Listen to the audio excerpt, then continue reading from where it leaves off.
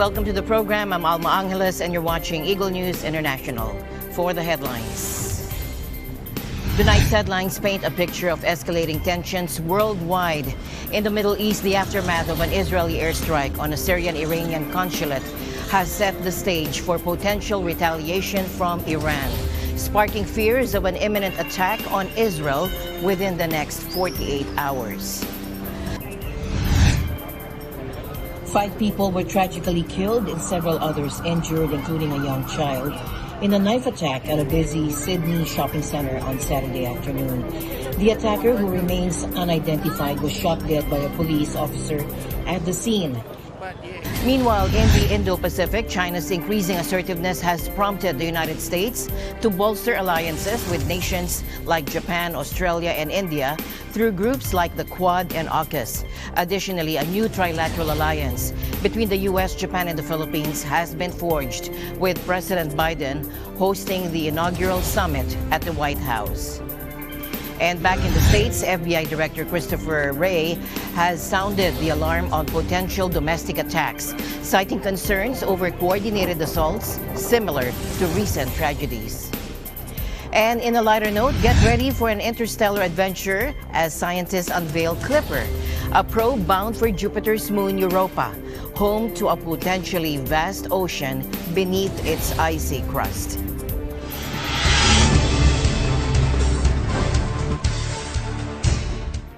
First up, the situation in the Middle East has become increasingly tense in recent days following an Israeli airstrike in Syria that targeted an Iranian consulate. Iran has now threatened retaliation against Israel. An imminent attack is feared. Intelligence suggests Iran may launch a direct attack on Israel within the next 48 hours. I want to get a secure information, but my expectation sooner than later. Mr. President, Iran right now. Mr. President, to Iran in this moment. Don't. Potential targets could include strategic locations in both northern and southern Israel. The U.S. and other international players are urging Iran to de-escalate the situation. The U.S. Secretary of State has been in communication with key regional actors like China, Turkey, and Saudi Arabia, seeking their assistance in preventing a wider conflict. Point that the Secretary has been making to each of these counterparts, foreign counterparts, both those in the region and foreign counterparts outside of the region, is that further escalation of this conflict doesn't just hurt Israel, doesn't just hurt Iran, doesn't just hurt the countries in the region, but that it harms every country in the world. Every country in the world would be hurt by wider regional conflict. Every country in the world would be hurt by wider regional war, both economically, diplomatically. And so the Secretary has been making clear to every country that has any semblance of a relationship with Iran that it is in their interest to use that relationship to send a message to Iran that they should not escalate this conflict. An Iranian attack on Israel could trigger a devastating regional war. عدم موافقت آمریکا و 2 کشور اروپایی برای صدور بیانیه‌ای در محکومیت نقض کنوانسیون‌های وین و حمله به سفارت جمهوری اسلامی ایران در دمشق نشانه‌ای از چراغ سبز آمریکا به اسرائیل برای مرتکب شدن این جرم هست و بار دیگر تاکید می‌کنم آمریکا به خاطر این رفتارش و حمایت از اقدام تروریستی رژیم اسرائیل باید پاسخگو باشد. کنسولگری و دستگاه‌های سفارت در هر کشوری که وجود دارد به منزله خاک همون کشوری است که سفارت متعلق به اوست. وقتی به کنسولگری ما حمله میکنن مثل اینکه به خاک ما حمله کردن. این عرف دنیا. The Lebanese militant group Hezbollah, backed by Iran, has already been engaged in fighting with Israel along the northern border. Further escalation has the potential to cause widespread casualties and instability in the region. The U.S. faces limitations in its response due to a diplomatic freeze with Iran. Communication is facilitated through intermediaries such as Germany. A major conflict would have serious consequences for the entire world. All parties involved are being called upon to act with restraint and seek a peaceful resolution. While Iran is being urged to stand down, the international community is closely monitoring the situation, hoping for a diplomatic breakthrough that can prevent a wider war in the Middle East. Adding to the tense atmosphere, German airline Lufthansa announced that it has suspended flights to and from Tehran until April 18th. They will also be avoiding Iranian airspace altogether. 5 people were tragically killed and several others injured, including a young child, in a knife attack at a busy Sydney shopping center on Saturday afternoon. The attacker, who remains unidentified, was shot dead by a police officer at the scene. About 3:10 this afternoon, a male walked into Westfield at Bondi Junction. He left the centre very shortly after and returned about 3:20. As he moved through the centre, he engaged with about 9 people. It is clear that during that engagement he caused harm to those people, we believe, by stabbing them with a weapon he was carrying. Police attended promptly. A single unit officer, Inspector of Police, was nearby, attended, went into the centre, directed by a range of people. She confronted the offender, who had moved by this stage to level 5. As she continued to walk quickly behind him to catch up with him, he turned, faced her, raised a knife. She discharged a firearm, and that person is now deceased. I'm advised that there are 5 victims who are now deceased as a result of the actions of this offender. There are more than several other people who have been conveyed to hospital. A number of those are in serious and or critical conditions at this stage, and I do not have further information in relation to descriptions of those people. I know one of them is a small child. The incident unfolded at the Westfield Bondi Junction Mall, which was crowded with weekend shoppers. New South Wales police are investigating the motive for the attack, and while terrorism cannot be ruled out at this time, the focus remains on identifying the assailant. It was just like the worst thing ever. Like, who does that to people? I saw a woman lying on the floor in Chanel, so... What do you think of that? And I saw people running quite clearly in one direction, and behind them was a man with a knife running towards the people. He was running up to them, or trying to. I don't know what he was doing. But then we went into the gym, because I was right outside that, and we're trying to close the doors to the gym when we heard the gunshots, which I understand now were the police, but at the time we didn't know that. So I think, We literally, it's so funny, oh god, it's all a blur. We were coming in and we got told by a woman not to go in, but we didn't believe her for some reason, so we went in anyway, and we were just looking. Somebody was injured down there. We were just looking because everyone was looking to see what was going on. Then we saw all these people running towards us, and then we heard a shot, and my husband dragged us into the Adair's shop, and then we got the lady there trying to lock the doors. 8 people were transported to hospitals across Sydney, some with serious injuries, and authorities are urging anyone with information about the attack to come forward. Australian Prime Minister Anthony Albanese expressed his condolences to the victims and their families. But what we can say for sure tonight is this: to any Australian affected by this tragedy, every Australian is with you. It would appear that this person has acted alone. The motives are not known yet, and speculation on that would not be helpful at this time. We now turn our attention to another major geopolitical hotspot, the Indo-Pacific region. China has been increasingly assertive in asserting its dominance here, prompting the U.S. to counter those efforts. Now, the U.S. strategy involves building alliances to maintain a balance of power, and this includes existing groups like the Quad, which involves the U.S., Japan, Australia, and India, and the AUKUS, a partnership between the U.S., UK, and Australia. A new development is the formation of a trilateral alliance between the U.S., Japan, and the Philippines. I think today's meeting, an unprecedented 3+3, reflects the growing and deepening cooperation between our countries on a broad array of issues. And of course, our shared commitment to a free and open Indo-Pacific, including in the South China Seas. We very much welcome this opportunity to pursue that collaboration, and of course we stand with the Philippines in our ironclad defense commitments, including the mutual.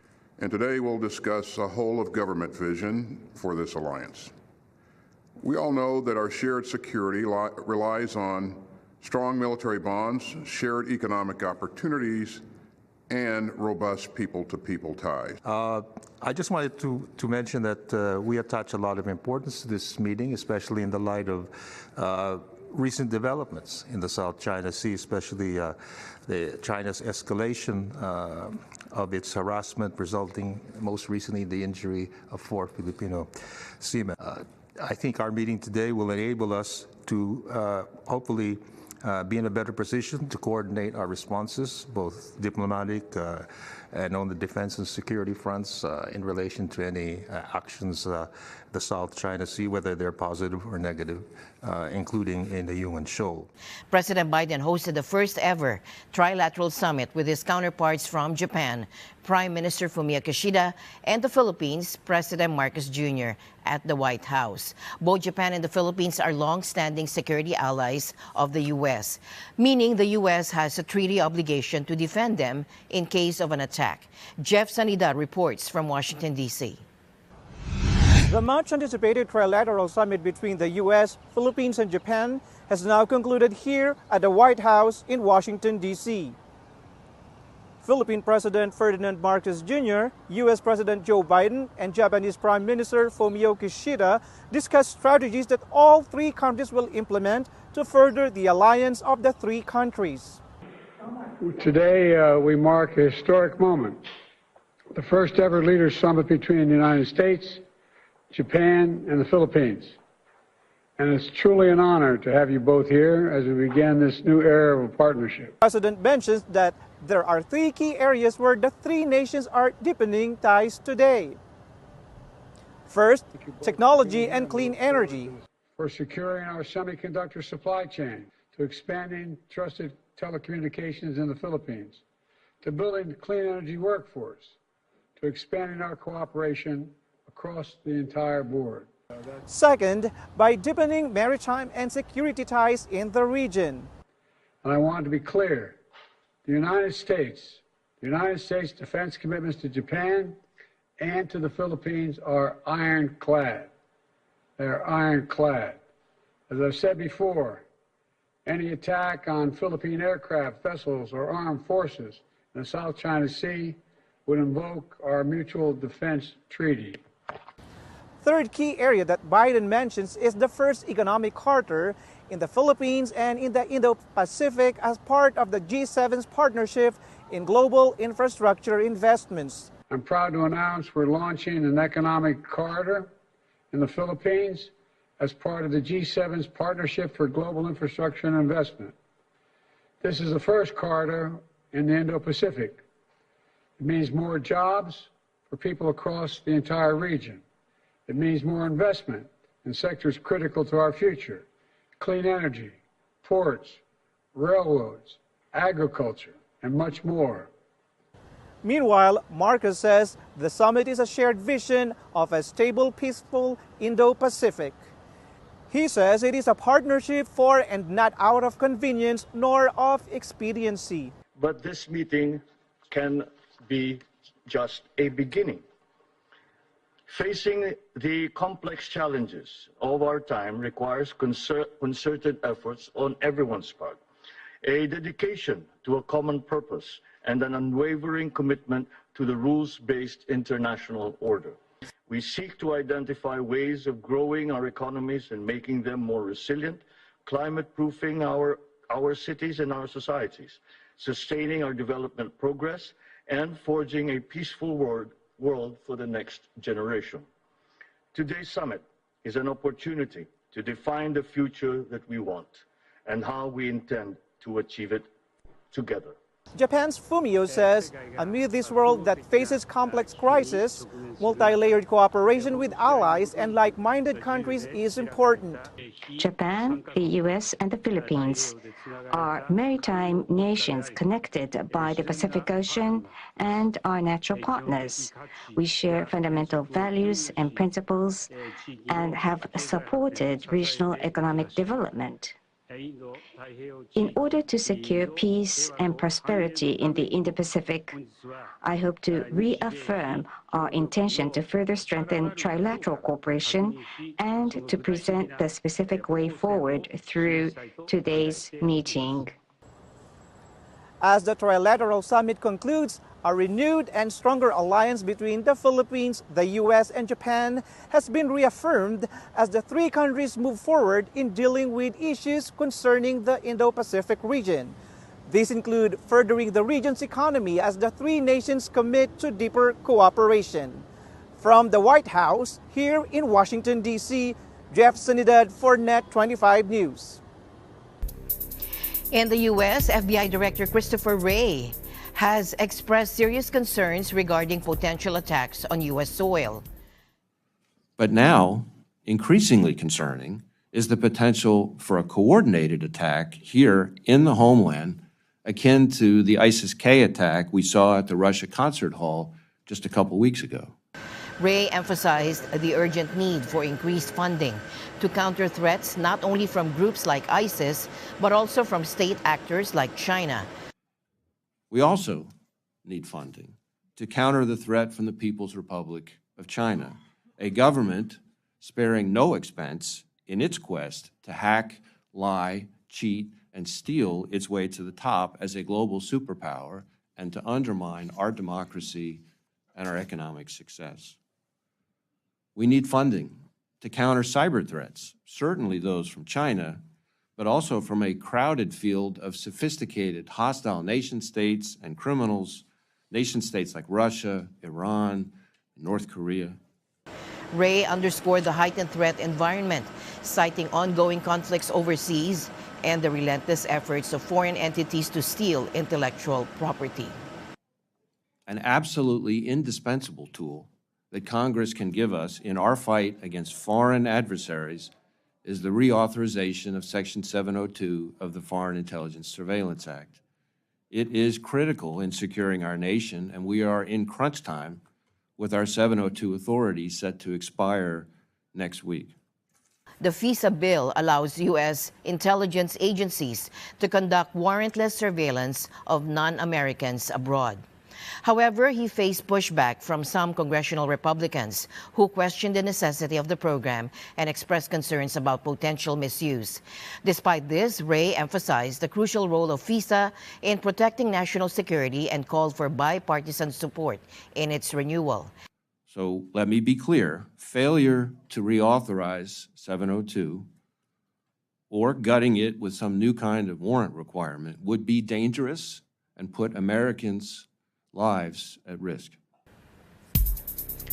In other news now, residents of Orenburg, Russia are facing a critical flood situation. Mayor Sergei Salmin has ordered mass evacuations as the Ural River overflows its banks. Понятно, паводки, борьба с ними и оказание помощи людям, которые оказались в сложной ситуации. Мы на связи практически каждый день, но тем не менее ситуация меняется ежечасно, но уже сейчас нужно думать о восстановлении жилья, прежде всего жилья, ну и инфраструктура, конечно. Поэтому не тяните, пожалуйста, заранее к этому подготовьтесь. Заранее. Прошу. Rising temperatures and heavy rain have caused rapid snowmelt, leading to flooding across several major rivers in Russia and Kazakhstan. Sirens are wailing. This is not a drill, Mayor Salmin said in a message on Telegram. The situation is dangerous. Please evacuate immediately if you are in the affected districts. Orenburg, a city of over 500,000 people, is bracing for the peak of the floodwaters. Images show streets and houses submerged, with water reaching a monument marking the border between Europe and Asia. Around 10,000 people have been evacuated across Russia, with most coming from the Orenburg region. Evacuations are also underway in Kazakhstan, where over 96,000 people have been displaced. Был очень большой приток воды именно с реки Ишим в озера. У нас за огородами есть озера, и они начали наполняться. С 6:30 вечера за нашими огородами начала прибавляться вода с большой-большой скоростью. Я всю ночь дежурила, соседи дежурили, мы по очереди. В общем, 5:30 утра у меня вода была уже возле фундамента дома. While no direct link has been established to climate change, experts say rising global temperatures are contributing to the heavy rainfall causing these floods. Meanwhile, Kiev is facing agonizing choices in protecting its critical infrastructure as Russia intensifies attacks on Ukraine's energy systems. Russian President Vladimir Putin claims these airstrikes causing widespread blackouts are part of his country's demilitarization effort. И удары по энергетике связаны в том числе с решением одной из задач, которую мы перед собой ставили, а это демилитаризация, что мы прежде всего исходим из того, что мы таким образом влияем на ПК, на оборонно-промышленный комплекс Украины, причем напрямую. Исходя из гуманитарных соображений, зимой не наносили никаких ударов, имея в виду, что не хотели оставить без энергоснабжения социальные учреждения, больницы и так далее. Но после серии ударов по нашим энергообъектам вынуждены были ответить. This assertion contradicts reality as Russia demonstrably targeted Ukrainian power facilities throughout the winter of 2022 to 23, leaving millions without power and heat. While attacks on the grid lessened during the last winter, a new wave began in early March. On Thursday alone, Russia unleashed around 40 drone strikes, destroying a power station near Kiev. In response, Ukrainian President Volodymyr Zelensky visited Lithuania and reiterated his urgent plea for advanced air defense systems. Чітко окреслив те, що планує робити Путін у цьому році. У нас є достатня інформація від розвідки. Критично важливо, щоб кожен з партнерів виконав обіцяне щодо постачання зброї та снарядів, а також щодо наших домовленостей про спільні виробництва. Кожного дня б'ють російські ракети, і кожного дня збільшується кількість обіцянок. Кожного дня українські воїни на фронті витримують жорстокий тиск російської артилерії та керованих авіабомб.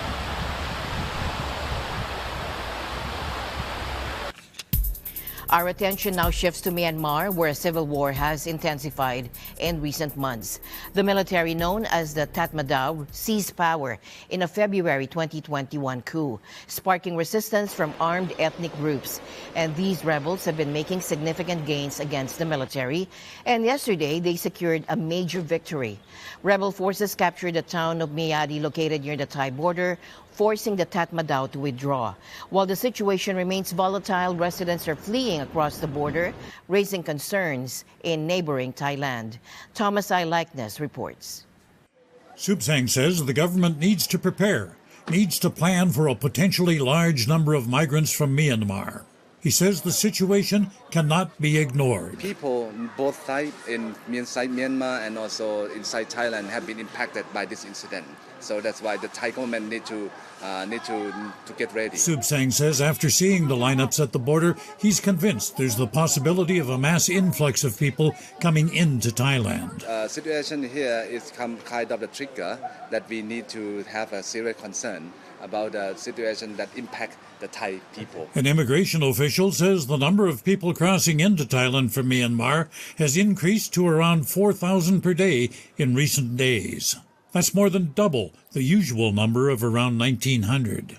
An armed ethnic rebel group says Myanmar junta troops have withdrawn from their positions in a major trade hub near the Thai border following days of clashes. Early Thursday, with the sound of shelling in the background, hundreds of people waited at this border crossing near the bustling trading town of Myawaddy, seeking safety in Thailand. They had begun queuing up the night before. This man spent hours in the line waiting to get across the border. He says he feels he has more freedom now that he's in Thailand. According to the United Nations, more than 2.5 million people have been displaced by the conflict, which was sparked by the military's ouster of Aung San Suu Kyi in 2021. Authorities in Thailand have said they're preparing to accept up to 100,000 people displaced by the clashes. Thailand's foreign minister had been scheduled to travel to the border today, but no details have been released. Thomas I. Likeness, correspondent at large, Eagle News.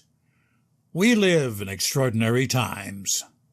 At the Ocean Decade Conference in Barcelona, UNESCO highlighted the alarming impact of pollution and global warming on our oceans. Vidar Helgesen, Executive Secretary of the Intergovernmental Oceanographic Commission for UNESCO, stressed the urgency of tackling ocean warming.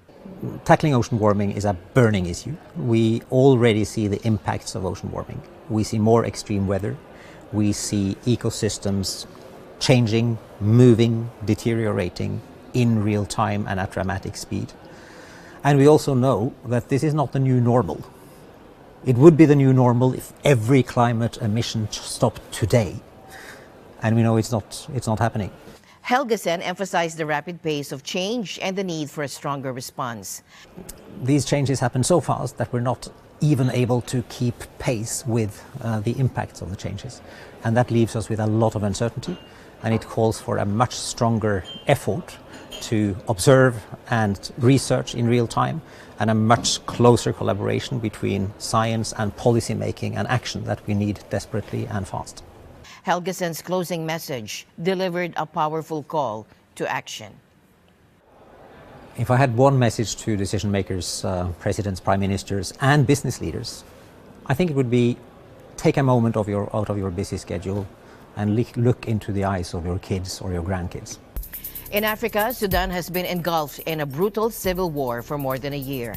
The nation's military leadership, headed by General Abdul Fattah al-Burhan and his Deputy General Mohamed Hamdan Dagalo, has been entangled in a struggle for power, fueling prolonged conflict.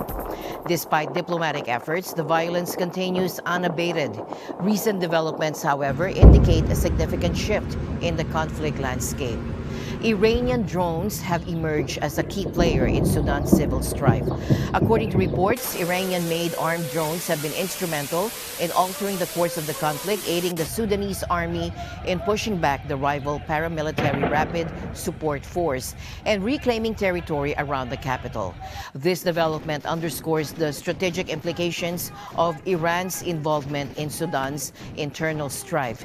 We've had numerous discussions with countries in the region, and in those discussions with countries in the region, we've encouraged them to encourage other countries like Iran not to engage. I won't get into what discussions we may or may not have had with Iran, but in our discussions with other countries in the region, we've also asked for their assistance in pressing each other as well as others to stop fueling this war. However, amidst the conflict's geopolitical ramifications, the humanitarian situation in Sudan remains dire. Millions of civilians endure violence, displacement, and severe food shortages. Time is running out. Without a stop to the fighting and unhindered access for the delivery of humanitarian aid, Sudan's crisis will dramatically worsen in the months to come and could impact the whole region. We are only seeing the tip of the iceberg, and the situation could be much more dire in reality. Widespread displacement has uprooted countless families, necessitating urgent humanitarian assistance. possibility for a famine is absolutely there, considering that there is a severe reduction in the production of food in Sudan. In fact, I just wanted to re-emphasize that, yes, if there is no action now, it will be, I mean, the consequences will be really catastrophic.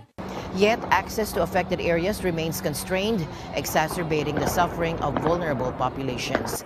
As the conflict in Sudan unfolds, international efforts to address the humanitarian crisis and mitigate the conflict's broader implications are paramount.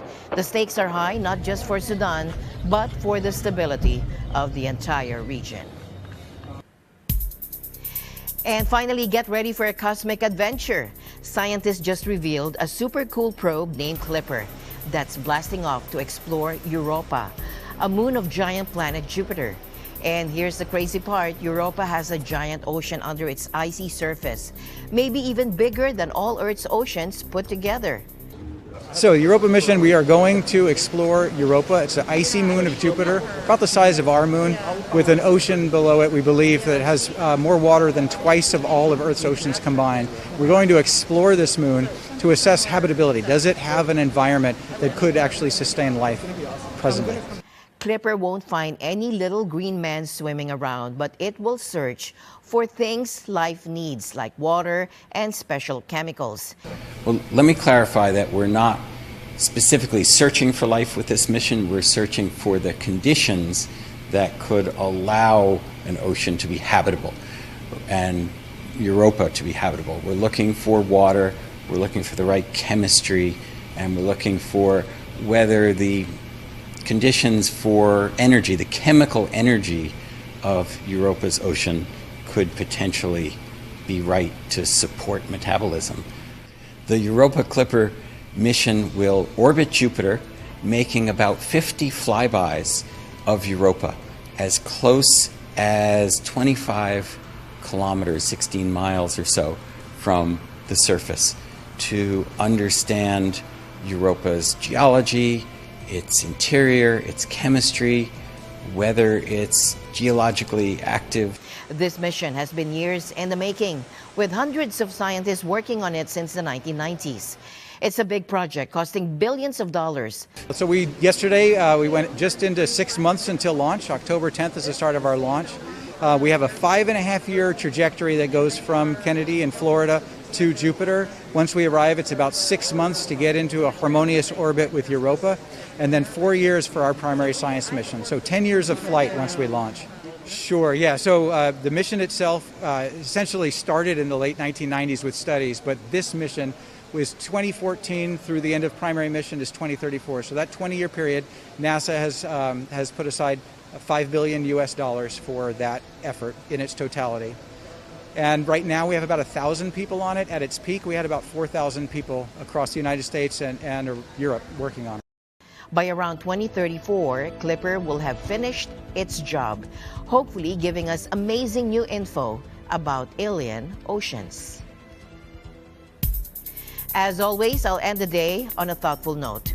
Our ability to look back and smile at our past is proof that God's plan is to keep us moving forward.